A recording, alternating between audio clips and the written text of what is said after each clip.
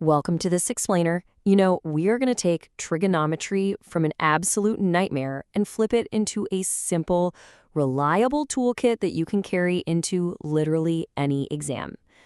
I am so pumped to walk you through this because by the time we're done, you're going to see these problems not as traps, but as deeply satisfying puzzles you actually know how to solve. So let's just acknowledge the elephant in the room right away. We all know that terrifying moment. You sit down in the exam hall, flip open the math paper, realize you do not have a calculator, and boom, there's a trigonometry question just staring right back at you. Your mind totally blanks. Like, without that little digital screen, how on earth are you supposed to calculate complex angles and sides? You might see a question exactly like this. How do you find the exact value of sine 60 degrees without a calculator? Honestly, it feels like you're being asked to translate an alien language. But I promise you, what feels literally impossible right now is going to feel like a magic trick by the end of this explainer. All right, here's our game plan for today.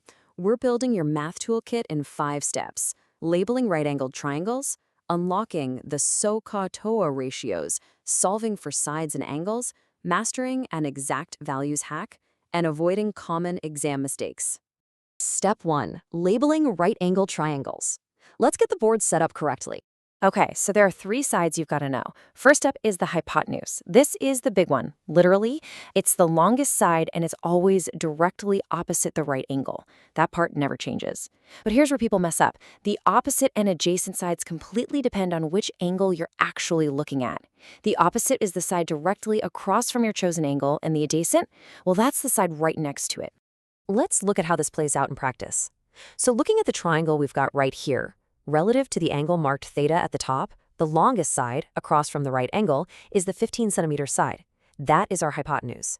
And the 12-centimeter side? It's right next to our angle theta, making it the adjacent side. If you nail these labels, the rest is just mechanics. Moving on to step 2, unlocking the SOACAHTOA ratios. Enter SOACAHTOA. You've probably heard this chanted in classrooms, but let's break down what it actually is. It's basically just a menu of formulas. So tells us that sine is the opposite over the hypotenuse. Ca tells us cosine is the adjacent over the hypotenuse. And toa means tangent is the opposite over the adjacent. The whole trick here is that choosing the right ratio is just a simple matching game. Look at the side you have, look at the side you want, and grab the word so, ca, or toa that has those exact 2 letters. Step 3. Solving for sides and angles.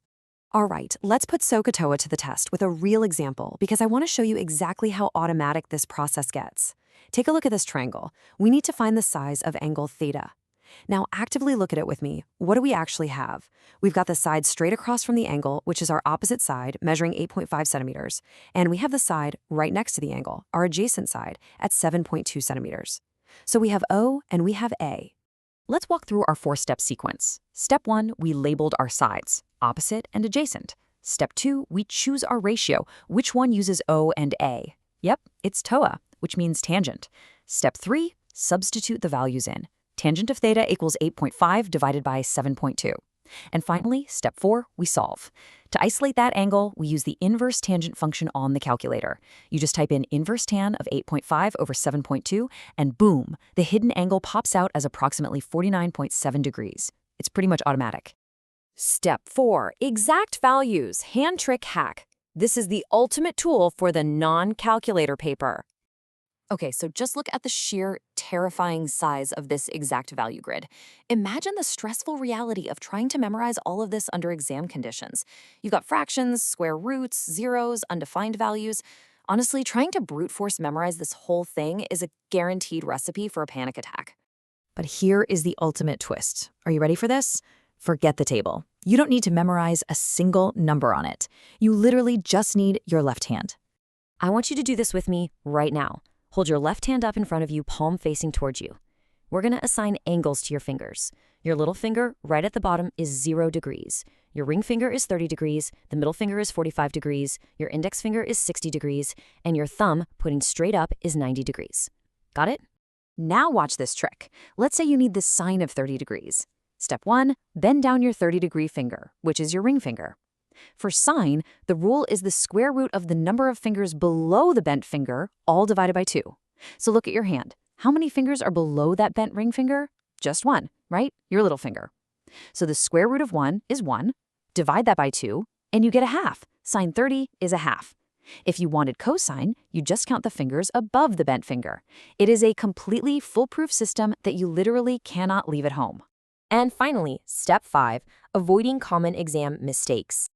Okay, so now that you've got a calculator built into your hand, let's go over a crucial cheat code straight from the examiners themselves. Check out this quote from Fiera Zickball, a former AQA examiner. Perfectly executing SOACAHTOA, labeling your sides flawlessly, setting up beautiful algebra, it is all 100% useless if your calculator is accidentally left in radians mode instead of degrees mode. Examiners see this happen all the time. So before you press a single button, look for that tiny little DEG indicator or little d at the top of your screen. Do not let a silly hardware setting steal your hard-earned marks. And there you go. You have officially conquered the vocabulary of triangles, you've mastered SOACAHTOA, and you have the exact value hand trick right at your fingertips. You are no longer at the mercy of the non-calculator paper. So, the big question is, now that you're carrying the ultimate trigonometric toolkit right in the palm of your hand, what complex problem are you going to solve next? Keep practicing, trust your new tools, and I'll catch you in the next explainer.